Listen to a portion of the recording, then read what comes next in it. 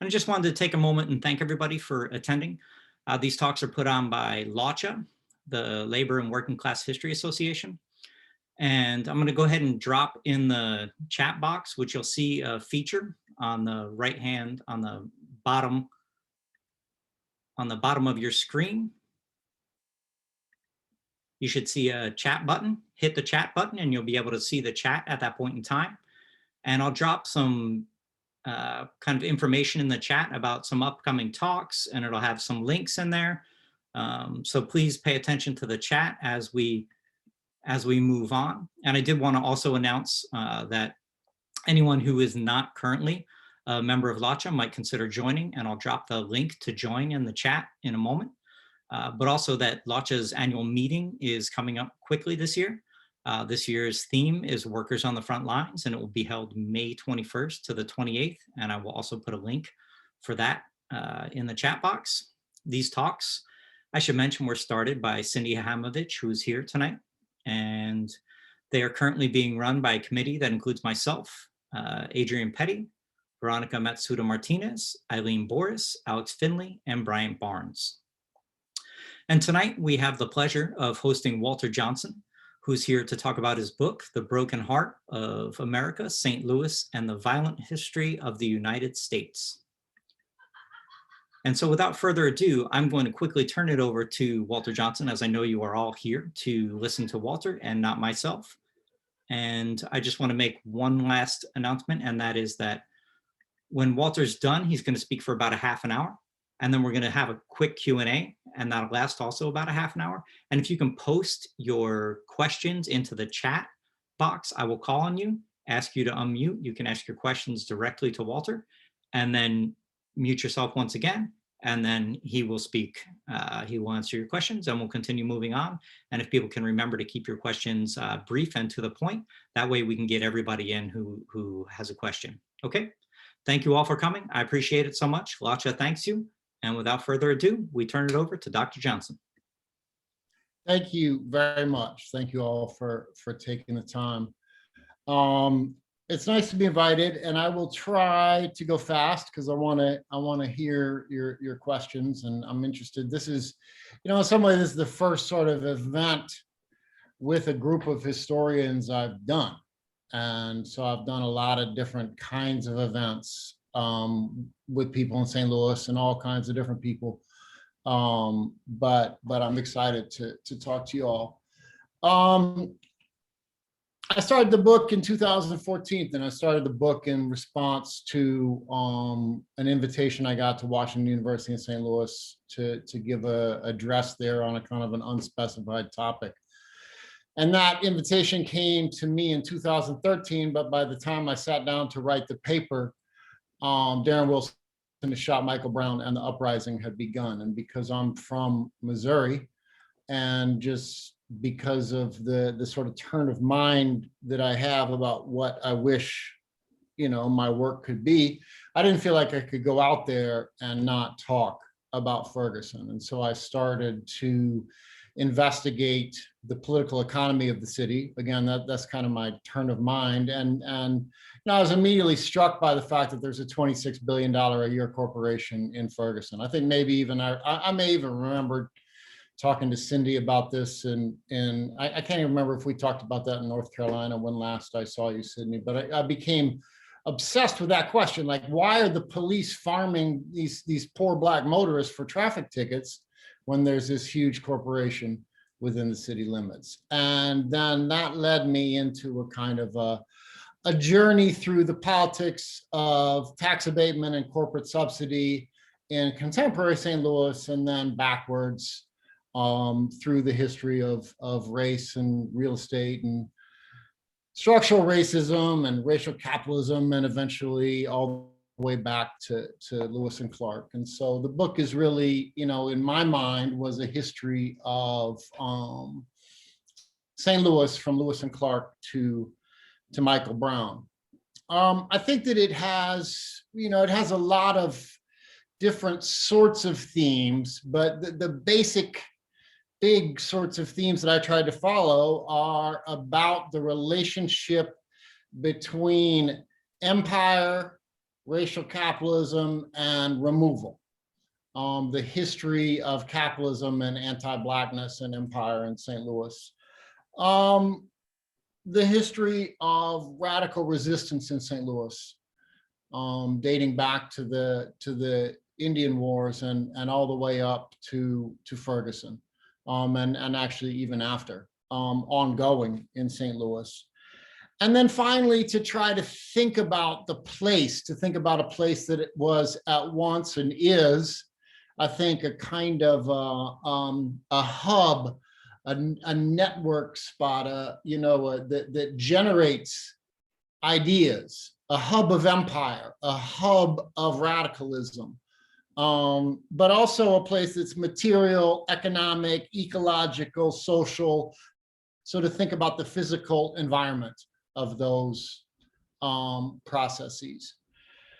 The book begins with the history of the history of empire, and with Lewis and Clark, it starts with the fur trade and a world in which one could argue that diplomatic, economic, military relations were conducted on terms that were, by and large, at the beginning, dictated by Native Americans. And it tries to trace the process then of the transformation of the fur trade economy and the transformation through military violence, right? By beginning with the notion of Lewis and Clark as not explorers, but as a kind of a military reconnaissance mission,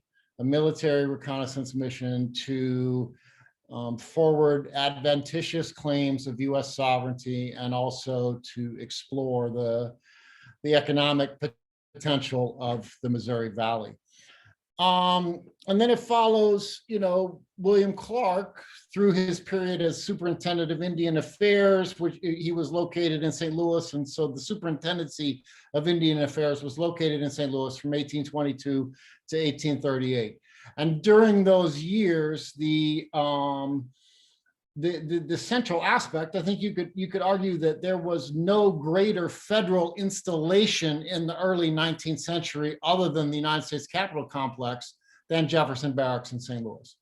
So Jefferson Barracks in St. Louis became the hub of the Western Indian Wars for most of the 19th century.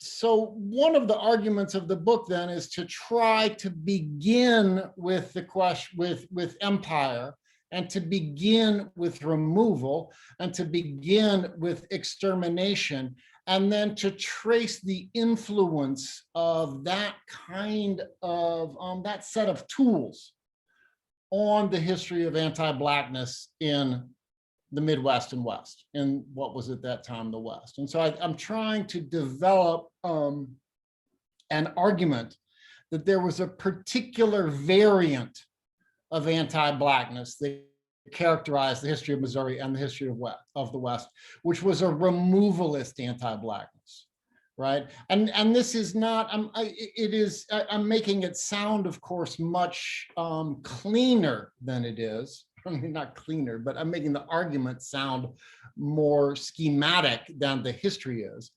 But the point is that if we think about the history of slavery to mass incarceration in the South, we have a certain kind of typology in our mind, and that is a slavery to sharecropping, to convict leasing, to mass incarceration history.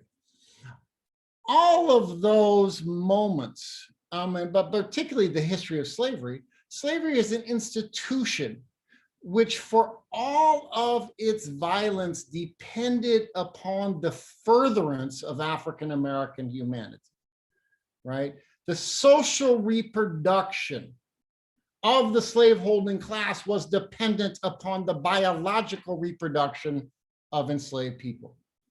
And what I suggest is in Missouri, the politics are different. And the politics are different partly because of who the white people are.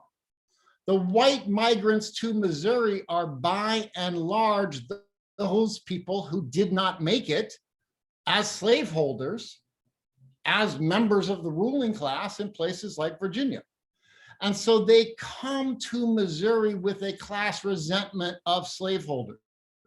And they come to Missouri with a anaphylactic notion of the fear of competition from free people of color or enslaved people. And so what I try to trace then in the early years of Missouri, in the Missouri State Constitution debate, in legislative actions of the state government in Missouri, all the way up to Dred Scott, is a removalist anti-Blackness. The notion of the white man's country that I see as kind of lying at the juncture of this, imperial being this imperial Western version of anti-Blackness. Francis Blair, United States representative from Missouri, says this quotation relies upon me being able to read my own handwriting, which is always an adventure. But he says the races of the continent could only flourish if separated from one another. Whites in the temperate central latitudes, blacks in the tropics, and Indians pressed out to the margins, right? So there's a vision here of Missouri and then eventually the West as the white man's country. And I then try to follow that notion of removal through a series of changes in the political economy. And so the argument I'm trying to make here is an argument that is neither, and I think some people who have read the book, some prominent people have misunderstood this. This is not an argument that says the history of St. Louis is one white supremacist episode after another, okay? This is an argument which says that there is an intimate, organic, and dialectical relationship between capitalism and white supremacy, racial capitalism. And so what I try to do is both show how there are repeated removals, but that those repeated removals have different specific economic shapes. So East St. Louis, where the massacre emerges out of a dual labor market and the problem of migration, is different from Mill Creek Valley.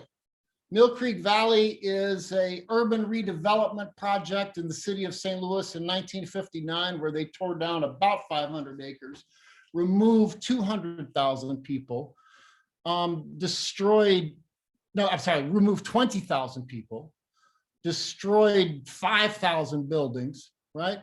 And at the heart of it, it was, number one, a jobs program for post-war white people, right? A gigantic real estate speculation, a version of civic improvement, and a project in the service of the respatialization of St. Louis around the automobile, suburbanization, right? So if you think about East St. Louis, where 5,000 people are driven out overnight on July the 2nd, 1917, and Mill Creek Valley, where 20,000 people are driven out over the course of 1959, right? They are both removalist projects, but they are in the service of radically different sorts of interests. And so that's the kind of dialectic that I'm trying to get at with the notion of racial capitalism. At the same time, I'm trying to trace a kind of a series of removals from East St. Louis to various areas in the downtown area that I talk about quite a bit more in the book: Deep Morgan, Chestnut Valley, the waterfront, Mill Creek Valley, to Pruitt-Igoe, and then out to Ferguson. Pruitt-Igoe I see as basically the moment, the kind of political, economic, racial shape of Pruitt-Igoe is a kind of military industrial, I got a low battery problem. I'm gonna have to plug my computer in. I did not, just sorry about that. 1 second.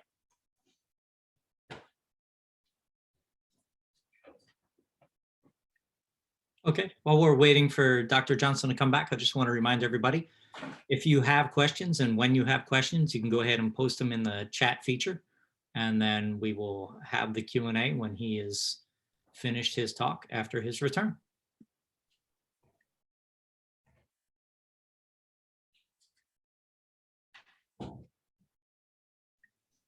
I'm sure that those of you who know me will be happy to see that I'm maintaining my usual high standard of professionalism, even on Zoom. So, okay, talking about Pruitt-Igoe, right? Military industrial academic complex. And so what happens with Pruitt-Igoe is, I mean, a lot of things happen with Pruitt-Igoe, but what I focus on to begin with is the fact that the budget for maintenance at Pruitt-Igoe was the same budget in St. Louis that was being used to redevelop Mill Creek Valley. There was a single institute, a single agency, right? And so there was then, you know, every dollar spent on Pruitt-Igoe was a dollar that couldn't be spent in Mill Creek Valley. Consequently, the maintenance at Pruitt-Igoe was disastrously poor.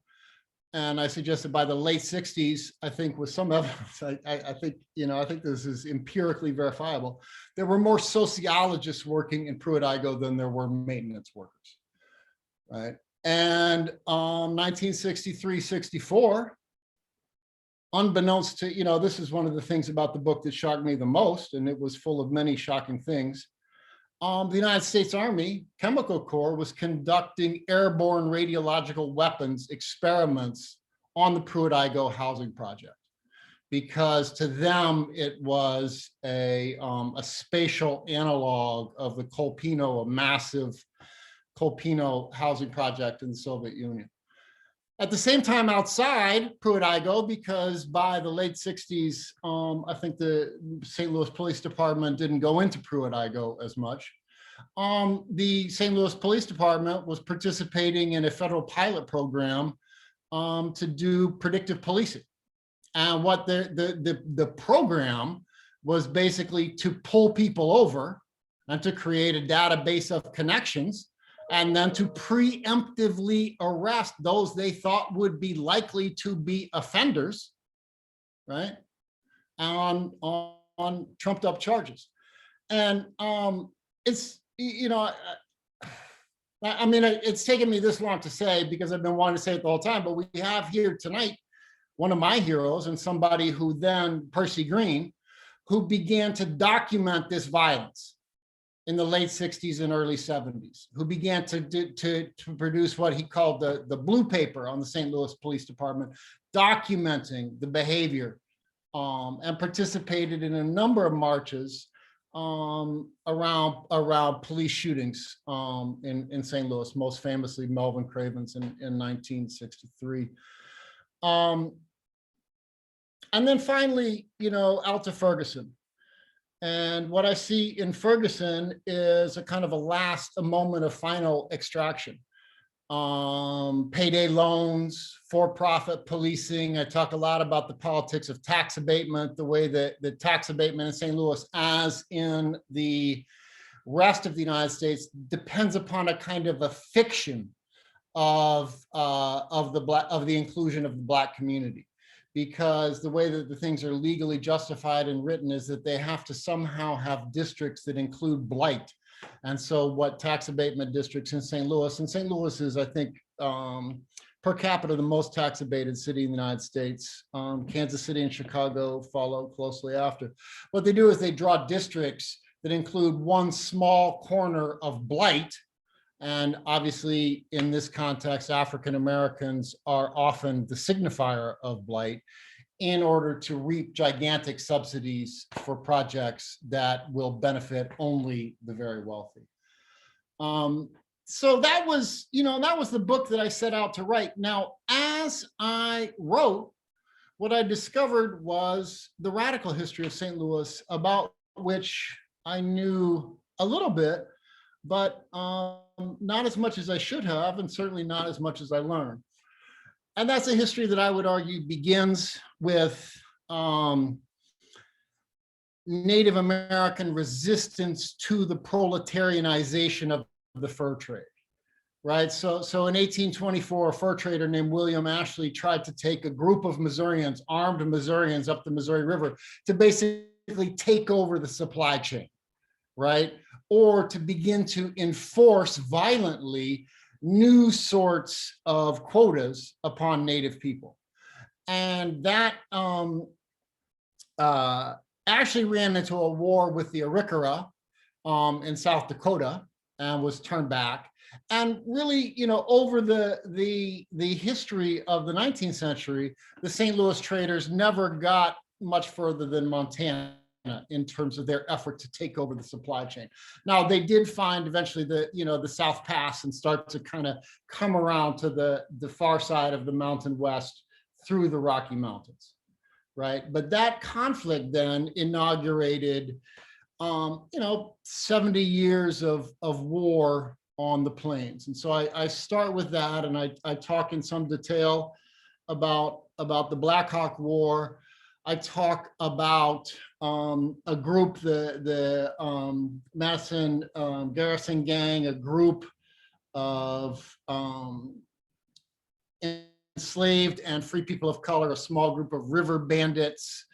And then finally, in I think the greatest detail about the communist history of the Civil War in St. Louis. A lot of St. Louis was one of the centers of German immigration in the 19th century.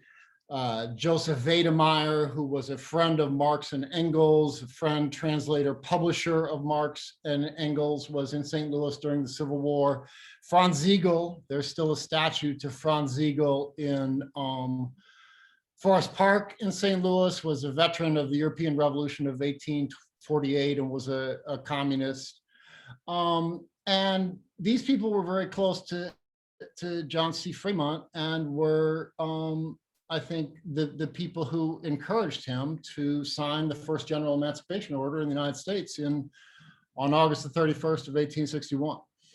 That was an order that was immediately countermanded by Abraham Lincoln. But I try to show the sort of military context of that, the way that communist generals like Siegel were thinking about that in order to be effective, a war should be a total levy, a war on property as well as the army, right? To undermine the foundation of the enemy's economy. And the way that merged with the actions and aspirations of African-American radicals who were escaping into the army during the Mississippi Valley Campaign.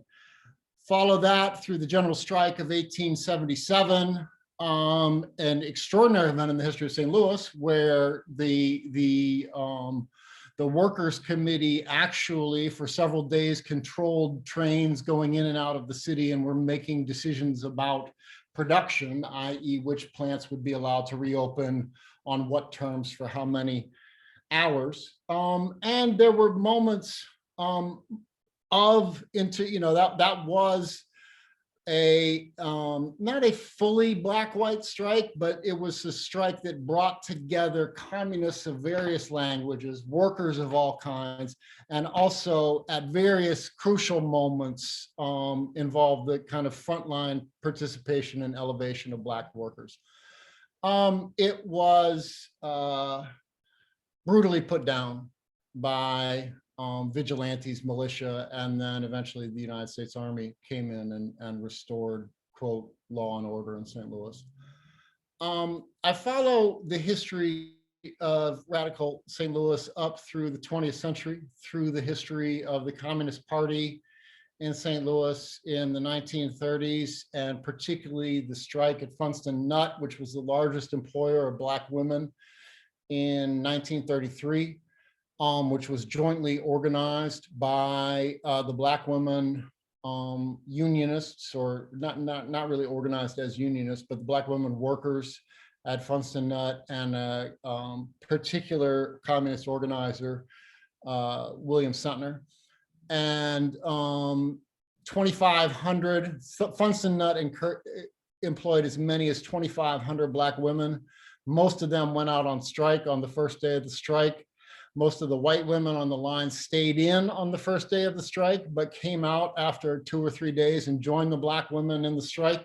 And that strike, in the teeth of the Great Depression in 1933, they won the strike and received, basically got the wage increases that they had been looking for, as well as wage increases for the white women on the line. The line was itself racially segregated and remained segregated through a set of employment struggles beginning in the Second World War, struggles over jobs in defense plants.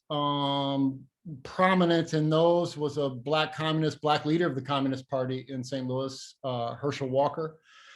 And then to the struggle at Jefferson Bank in 1963. And so it's that struggle that was Percy Green that was what brought Percy Green into the movement in St. Louis. Eugene Tourneur, who's here, was a leading figure in that struggle. I mean, am I right in thinking, Gene, that it was you who came up with the idea of sending people up to the till with a dollar bill to ask for change? Yeah, I wonder how you came up. I was up all night reading your book, and you're the most gentle epitaph I've ever received was a merry prankster. Merry prankster. So Gene's idea, right, is that they flooded the lobby of the bank with people who were going up to the till with $1 asking for change for $1 and shut the bank down, right? And that was to avoid a protest injunction. A lot of people at Jefferson Bank did extremely serious jail time. And so there were people involved in this Jefferson Bank struggle who did up to, we were talking the other night, what is it, Percy, was 270 days, 9 months, simply for protesting, simply for walking up and down the street in front of Jefferson Bank. And the Jefferson Bank struggle in 1963 was the moment of, I'd say, the radicalization of the movement in St. Louis. And the person who was most thoroughly identified with that radicalization was Percy Green, who's here. Percy Green is famous in the history of St. Louis for climbing the arch in 1964, along with an white activist called Richard Daley, to shut down construction on the arch to protest the fact that no contracts had been given to Black contractors. There were no African Americans employed in the construction of the arch. But I'm going to close here with Jefferson Bank, because I'm almost at my time. But what I want to say about Jefferson Bank, it was through looking at the Jefferson Bank struggle that I actually began to understand all of this resistance as a tradition. Because on that line in front of Jefferson Bank, there was Percy Green at his first protest, but there was also Herschel Walker. Right, so all of a sudden, in between Herschel Walker and Percy Green, there's a link between Jefferson Bank that goes all the way back to Funston Nut, because Funston Nut, Herschel Walker arrived in St. Louis in 1932, right? And so Funston Nut in 33 was for him the first action really that he participated in St. Louis. But if you trace Percy Green forward, Percy Green is the godfather, along with his indefatigable, implacable partner, Jamala Rogers, of the Organization for Black Struggle in St. Louis. And the Organization for Black Struggle carried the movement through the 90s, worked on the Black Radical Congress.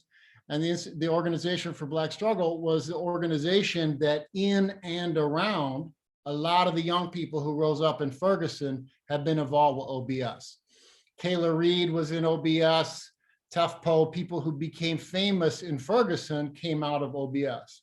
So right there, if you think about Jefferson Bank, you can see in Percy Green, right, a linkage that takes us from Funston Nut to Ferguson. And then right before I published the book, I was in St. Louis doing like a last round of interviews with Percy. And he was talking about the closing, because a big part of this story is about the abandonment of the north side of St. Louis. I can talk more about that, the abandonment of Black St. Louis. And we were talking about a protest that that Mr. Green tried to organize in 1979 to protest the closing of Homer G. Phillips Hospital on the north side. And at that moment, he called for a general strike. He called for a general strike because he wanted, number one, to stop the closing of the hospital, but number two, to get white workers to participate, understanding that the types of social abandonment that were targeting African Americans on the north side of St. Louis were actually generalizable. And that's a big part of the argument of my book, is that types of violence and exploitation and abandonment that are originally justified racially are then generalized to the working class as a whole. At that moment, Percy Green called for a general strike. And I said, well, why a general strike? Like in our interview, I said, why a general strike? He said, well, I was thinking about 1877. I was thinking about the 1877 general strike. And so for me then, that moment brought it home to me that this is not simply a kind of a tradition of practice, right? That this was a self-conscious tradition, that this was, and so for me, that's where I want to end. And I want to end, you know, I mean, I couldn't say it enough. I could just be on here an hour and say how honored and grateful I am to Percy and Jean for being here, and how much I think they've meant to the history of St. Louis, United States, and certainly to me. All right, well, thank you for that. And I appreciate it. And I know everybody else does. And feel free to use your little emojis there at the bottom of the screen to throw out some hand claps. And we're also gonna move to the Q&A portion of this talk. And I would encourage people to post your questions in the chat, as I mentioned. I see that we already have one from Eileen Boris. So Eileen, would you like to unmute yourself and ask your question? Thank you very much. And it's really an outstanding achievement. And I loved your use of the term social reproduction earlier. And that got me to thinking about what happens to the making of people and which people in the series of removals that you chart.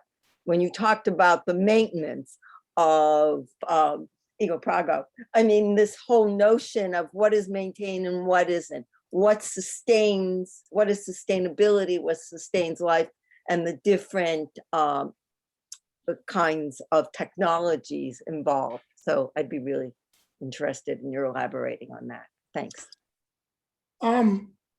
That's a deep question, and I'm not certain that I have as good an answer to it as I should.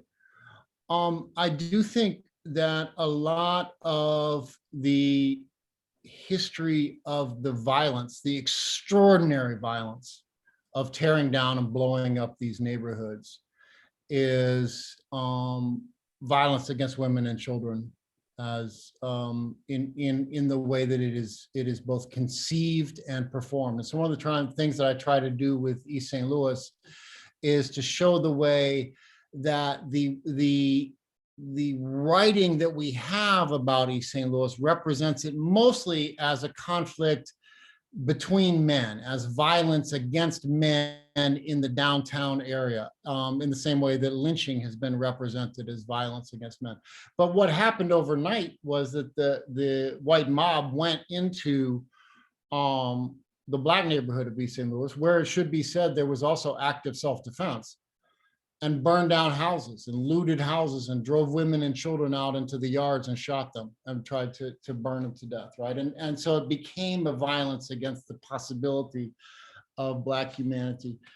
There was around, and I mean, I'll be honest, there was some material around the history of Pruitt-Igoe and the experiments on the radiological weapons experiments in St. Louis, and then leading into a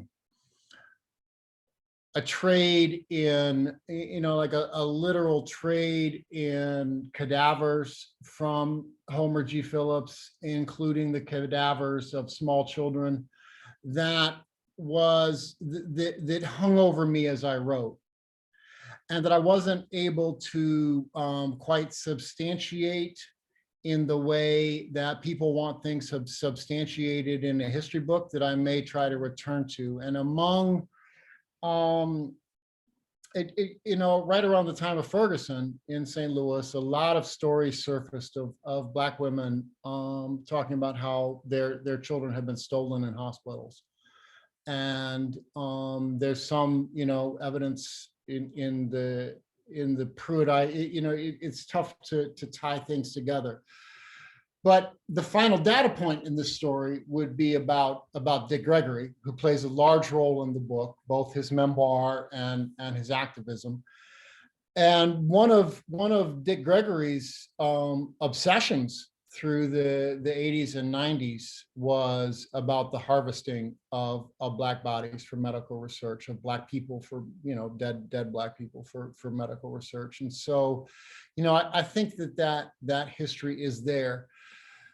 The other thing I want to say alongside that, though, is one thing that I struggled with and learned and tried to do in prose was, if you talk to a lot of people who lived in Pruitt-Igoe, the thing that they want to say about Pruitt-Igoe is it was just a place, right? It was the place I grew up. It was a place where there's nostalgia in some ways for Pruitt-Igoe in a lot of Black St. Louis among older people.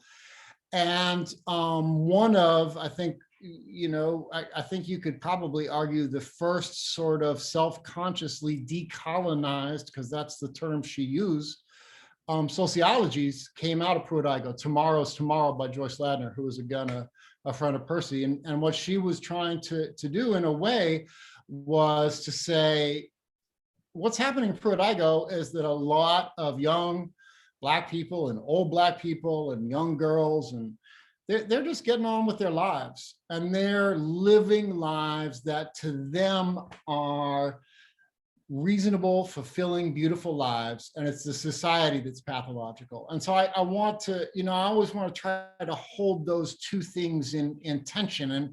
And as far as trying to, you know, to try to write in a kind of a analytically not contradictory way, I think that Pruitt-Igoe was for me the hardest thing to write about, because the way that it figures in our history, and I think it's right. I mean, they were literally testing airborne radiological weapons on human beings in Pruitt-Igoe, right? I want to make that argument. And yet Ladner and then people, I'm thinking, you know, people who are friends of mine, who lived in Pruitt-Igoe, you know, say, well, why this kind of effort to exoticize and dramatize Pruitt-Igoe?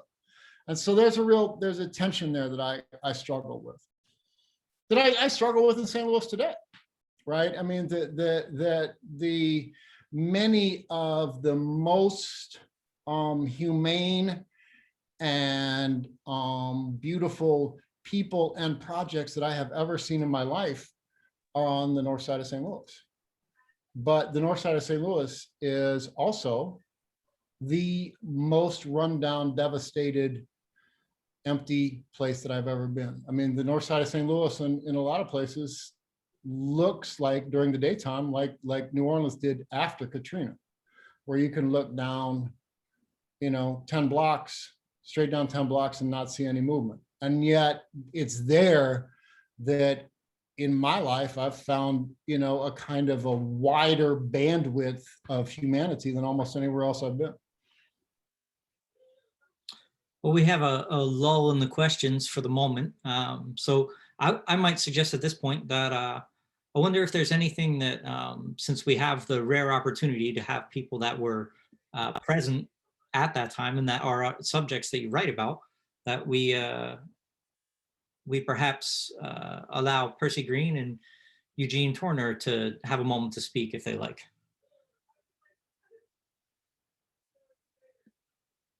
Would either of you Come like? on, guys. Oh, I would yield to Well, Gene. No, Talking about, go ahead, Percy. no, Gene, you go ahead. No. Well, you talk about Pruitt-Igoe.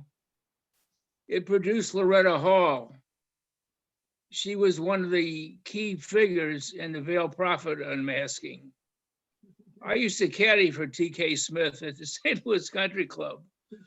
And I'm pretty intimate with his financial acumen and his racism.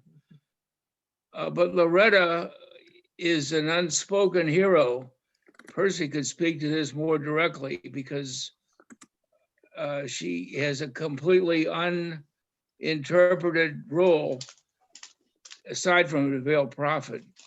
But people like her and her mother, Mrs. Green from Pruitt-Igoe, capture that nexus that you were trying to capture of people who put up with all that abomination and came out stronger.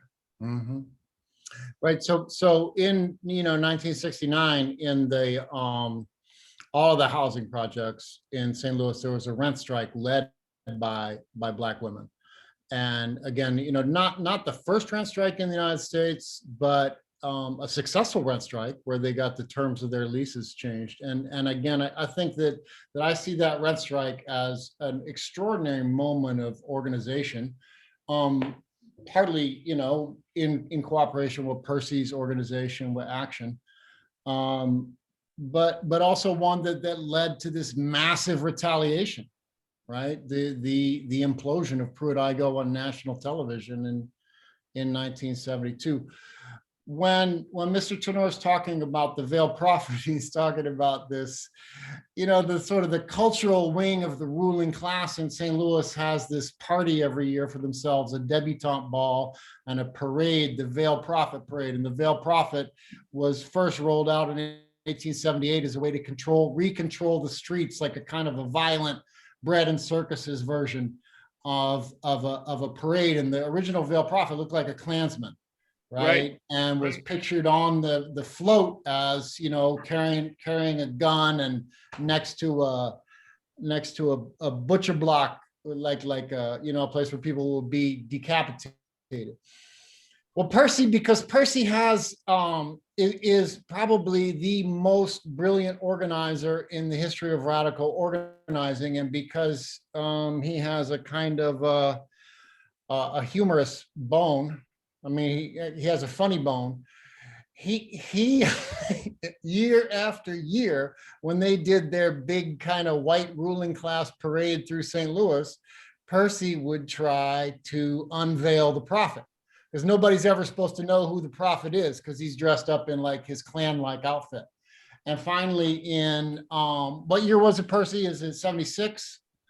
They finally unveiled the prophet in the Kiel Auditorium. They infiltrated the veiled prophet ball, and along with some Confederates, white debutante-like Confederates, unveiled the prophet. And that was T.K. Smith, right? He was the unveiled prophet. Tom K. Smith. Yeah. Tom K. Smith. Yeah. But bear in mind that the veiled prophet, it was the celebration of the 1877 breaking of the Union, the rail union, and of course, I think that's where it got its roots. And then, of course, in 1964. July, I think it was the year that 72. I'm getting the years mixed up now. It was 72, I believe it was, that we unveiled the veiled prophet. 72, right. The mere fact that Action was an interracial organization, and of course, this was a racist organization, we couldn't have any blacks to penetrate their security. So our white members was the one, Gina Scott and Jane Sauer were the two white female Action members that we secured the invitations for, and of course their task was to unveil the veiled prophet if possible. And so they put together, after they were on the inside, they put together the demonstration whereby that could happen. Jane Sauer dropped leaflets from the balcony to cause the attention to move in that direction, where Gina Scott came down one of the stage poles, cable, one of the stage cables. Down a rope. Yeah, and down behind the stage, and then came up behind the VP, snatched the veil off, the mask off, and threw it out into the floor. And the whole entire auditorium, I understand, went into a woo. I mean, they were just shocked and astonished as a result of such. And then, of course, eventually they were arrested and the charges were dropped. But that blew their mind in terms of actually unveiling the veiled prophet. Now, keep in mind now, for 7 years, we had always stated that we were going to do so. And then, of course, it was just looked upon as a joke. Well, never in their wildest dream, neither was it among our dreams that we would ever do it, was able to do it until all of a sudden, over that period of years, some of the members of the VP secretly became trusting in us in maintaining their, their secrecy or their involvement, to the extent that they passed the invitations on to us, to the extent that we were able to utilize them within our organization in order to pull this off or whatnot, Percy, don't forget that Gina, when she swung down from the balcony, she broke 6 ribs. Oh, yeah. And carried on the action. Yes. Right. She fell down 12 feet. Yeah, the cable pulled from the wall, and she fell and got up and then carried on the task. Yes, that's right.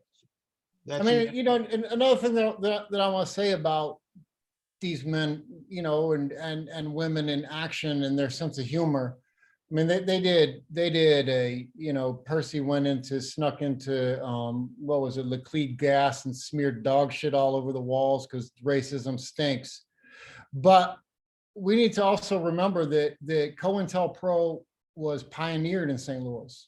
The cooperation of the FBI and the newspaper was pioneered in St. Louis. Both the Globe Democrat and the Post-Dispatch were cooperating with the FBI, planting articles about how communists had infiltrated the movement. And there were, I'm proud to say and happy to say, there were communists in the movement in St. Louis, and there was a Du Bois Club. Globe Dispatch, I mean, I've held in my hands an editorial where the Globe Dispatch wrote an editorial calling on the St. Louis Police Department to beat Percy Green up, right? Percy faced constant death threats, right? Constant calls to the house to his then wife saying, Percy Green is in the morgue. Are you Percy Green's wife? You need to come down and get him to the morgue. He faced, the police putting a gun to his head. And so I think that part of, and this thing in St. Louis with the police, and I insist that we need to see the police as a symptom. I insist that we need to see the police as a symptom of the deeper inequality and the deeper rot in our society. And that we cannot just focus on the police. But the thing in St. Louis with the police through the 60s all the way up to the present day is grotesque. And a lot of that, you could see in Percy's own experience, but all the way up to the Jason Stockley, the way the police behaved in this Jason Stockley riots in uprising in 2017 and all the way up to the present day, So it looks like we have a couple more. We have at least two more questions that we will try to get to. So I would ask Bob Kortstadt to go ahead and unmute and ask your question, please. Yeah, thanks. Thanks, Walter. It's a really interesting discussion. So I wonder if you maybe talk a little bit more about the kind of role of labor unions and organized labor as part of this kind of long resistance. I mean, you've kind of mentioned it a little bit, but I mean, I think that, as labor historians, a lot of us are more familiar with some of those stories and just kind of thinking about how they fit into to this kind of long narrative that you're laying out here. That would be helpful, I think. Yeah. Well, the role of, obviously, I'm sure that you all know the role of the AFL in East St. Louis was shameful. And the role of the AFL there was using the specter of Black migrants from the South to discipline the rank and file. That, however, I think that if you follow the history of organized labor up through the 30s, 40s, 50s, the UE in the Midwest, as Rosemary Fuhrer has written about, was so Sentner, who was a communist, was also a leading figure in the UE. And the UE was a extremely radical communist aligned, I mean, I wouldn't say communist aligned, but sympathetic to communists, union through the 30s and into the 40s, and was responsible for the sit-down strike at Emerson Electric in 1936, which was again an interracial sit-down strike. Herschel Walker was himself an electrical union worker. He worked at Wagner Electric. And so I think that a lot of that interracial organizing energy that I mostly talk about, honestly, in relationship to the Communist Party, was also in the UE. The Teamsters Union in St. Louis was, I think, very close to Percy's organization and close to Black radical organizations through the 60s and even into the early 1970s.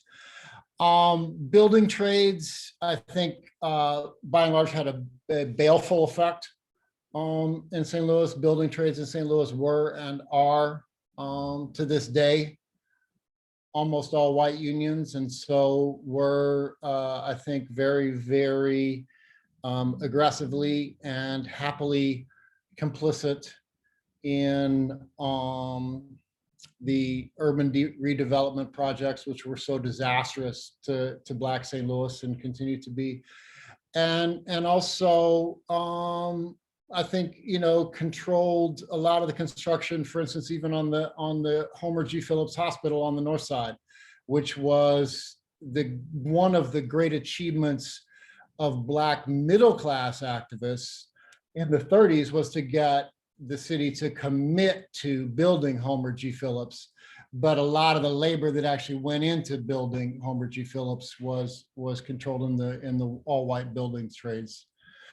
So most of the UE was purged of communists after the Second World War, by the Smith Act, and William Sentner, who ended up William Sentner, who was a leader in the UE, got driven out of the UE, and then actually ended up doing some jail time before his conviction under the Smith Act was eventually thrown out by the Supreme Court, I think. Okay, we're gonna cap the questions that we have now in the chat. So there's now 2 more to get to. And if everybody could be brief in your questions and answers, I think we're gonna be able to get to them. So James Wren, would you like to unmute and ask your question?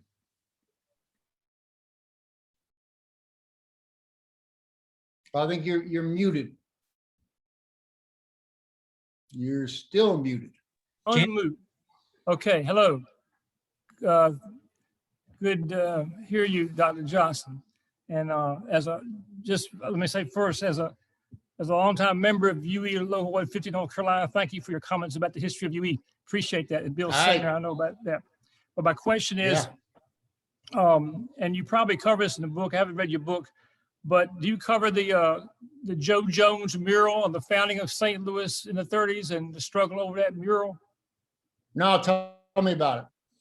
Oh, really? Well, Joe Jones was a radical painter on the WPA project. He painted this big mural of the founding of St. Louis that included the slave market on the steps of the courthouse there on the riverbank. And it became a big cultural struggle over this mural. And of course, workers came out to defend the mural, and you had the white legions trying to, take the mural down. But it's something I learned about in some of my research on St. Louis. And I thought maybe you would. No, I history of the haven't. I country. mean, it fits in with something that I skated over, which is the history of radical bohemian artistic St. Louis. The National Ripsaw was in St. Louis. Emma Goldman was going to St. Louis. O'Hare was in St. Louis. And so there was, I'm getting tired because I drove 10 hours today to get here, but the guy who's the guy who was the proletarian novelist, the Sage of Moberly, who wrote Now in November.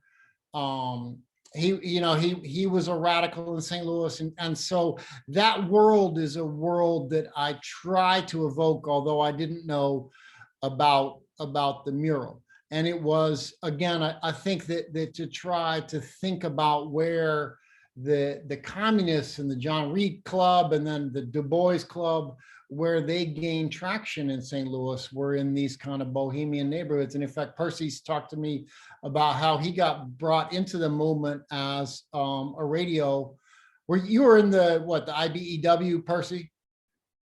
Is that right? Well, as you're muted. Oh, okay. No, I was, when I was at McDonald, I was in the Machinists Union. Machinist, brought in by a brother in the Machinist Union to a neighborhood called Gaslight Square, which Yeah, that was Joe Fischetti. Yeah, Joe Fischetti and I was both, we were in the Machinist Union. Yeah. Of course, I mean, Gene Trenu is responsible for my enlightenment. They went out to the bar with Eugene Tourneur, and then after that, everything changed. Well, the mere fact that upon coming in the movement, I wanted to know what was the white power structure. I've been, this term was being used loosely, but out of all the people that tried to explain it to me, Gene made the most sense about identifying who the white power structure was, and among many other questions that I had. And then, of course, after the 9 people were arrested there at Jefferson Bank, Gene was the tactician that pulled everything together. It never would have been a Jefferson Bank, to my knowledge, had it not been for him being on the scene to be able to quarterback that whole episode. Yeah, hey, Perce, I just have to add one little memory I have of Bill Sentner's death. They tried to deport his wife, who was born in Croatia, and they never succeeded. But Bill died in '59. I went to his funeral on Delmore Boulevard, and every car in the parking lot was openly photographed by the FBI as to their license plates. Yeah. That was his send-off. The only job Bill could ever get was emptying bedpans in a hospital. Yeah, exactly.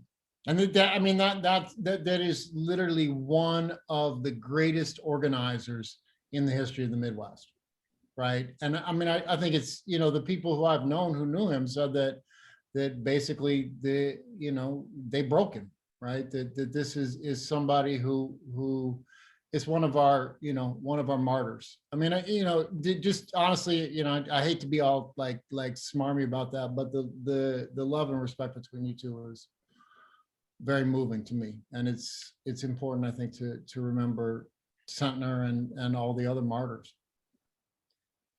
Well, I think we've run out of time. The last question has been rescinded, and we can go ahead and close. And I would say that in the chat, I've also included another link to remind you to join LAWCHA. And also, if you want to scroll up and look at the upcoming talks that we have, please do so.